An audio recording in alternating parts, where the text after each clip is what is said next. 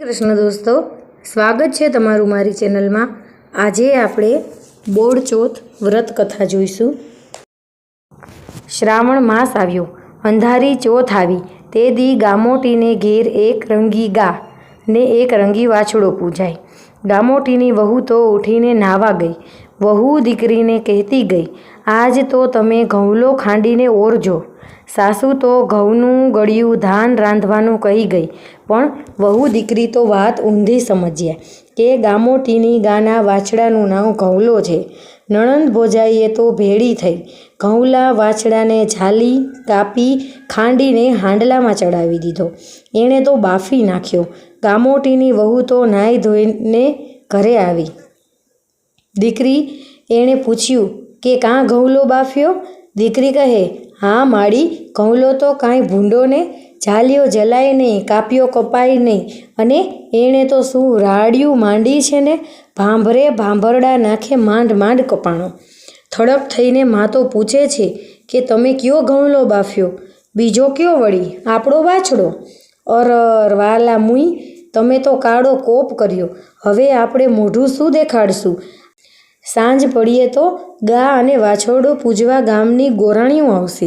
ગાય આવીને ભાંભરડા દેવા માંડશે। આપણે એને જવાબ શું દેશું? મા તો મૂંઝાઈ ગઈ। ઘઉંલાવાળું હાંડલું લઈને ત્રણેય જણીઓ છાની માની ઉકરડામાં દાટી આવીને ખડકી વાસી દીધી। ત્રણેય જણીઓ સંતાઈને ઘરમાં બેસી ગઈ। આજ તો આઢતી ગા પૂજાય છે, પણ આગળ ઉપર આવતી ગા પૂજાતી। ગામટીઓની આ ગા સીમમાં ચરતી, ત્યાં તેણે સત ચડ્યું।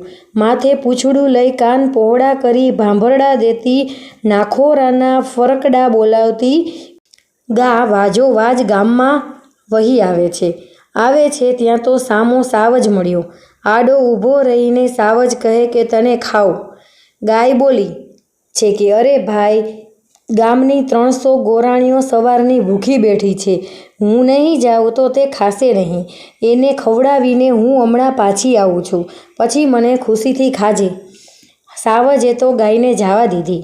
વગડાને ધણણાવતી ગાય તો દોડી આવે છે। ગામમાં આવીને એણે તો ઉકરડામાં શીંગડા ભરાવ્યા છે।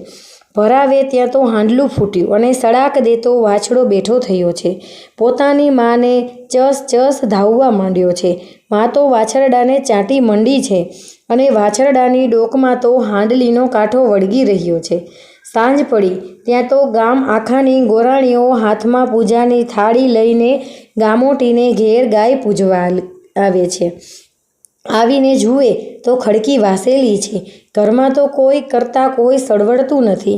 સમી સાંજે જાણે સોકો પડી ગયો હોય।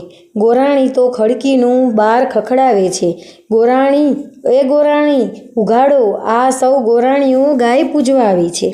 પણ કાંઈ બોલે કે કાંઈ ચાલે।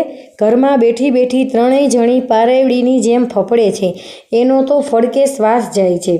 વાટ જોઈ જોઈને વળી પાછી ગોરાણીઓ બોલે છે, અરે રે, આ ગાય આવીને ઊભી છે।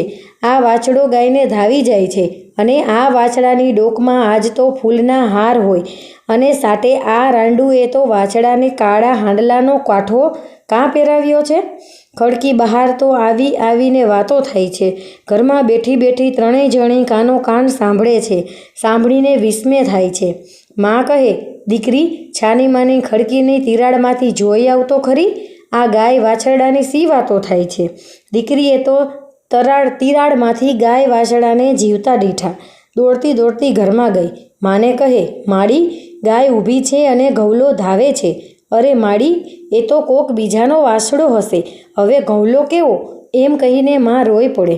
દીકરી માને પરાણે ખડકીએ લઈ જાય। જઈને જુએ ત્યાં તો સાચો સાચ ઘઉંલો સજીવન દીઠો છે। ઝટ ખડકીનું કમાડ ઉઘાડ્યું અને ગાય વાછડાને દોડીને ફળિયામાં આવ્યા। સાસ વહુને દીકરીની આંખો તો હરખના આંસુ હાલ્યા જાય છે। ગોરાણીએ તો બાઈને બધી વાત પૂછી છે। બાઈએ તો બધું કહી સંભળાવ્યું છે। સૌ ગોરાણીઓને પગે લાગીને બાઈ તો બોલી છે, બાઈયું બેન્યું, તમારા વ્રતને બળે મારો વાછડો બેઠો થયો છે। પગ તો પૂજું તમ ગોરાણીઓના। ગોરાણીઓએ તો ગાય વાછડાને ચાંદલા કર્યા, ફૂલના હાર પહેરાવ્યા। ગાયના જમણા કાનમાં કહ્યું છે, માતાજી, સત તમારું ને વ્રત અમારું। તે દીથી સૌ ગોરાણીઓએ ઠરાવ્યું કે આજથી બોળચોથને દાડે પાટિયામાં રાંધેલું, છરીથી સુધારેલું કે ખાંડણિયામાં ખંડેલું કોઈ ખાસોમાં, ઘઉં ખાસોમાં, વળતે દીએ ગાય તો વગડામાં ગઈ છે. એણે તો સાવજને વચન દીધું હતું એ પ્રમાણે એ સાવજ પાસે પહોંચી છે. જઈને કહ્યું, લે ભાઈ, તારે મને ખાવી હોય તો હવે ખાઈ જા. સાવજે તો ગાયના ગળામાં ફૂલનો હાર દેખ્યા. વિસ્મ થઈને પૂછ્યું છે, અરે બાઈ, આ તારા ગળામાં ફૂલહાર શેના? ગાયે તો સાવજને બધી વાત કીધી છે.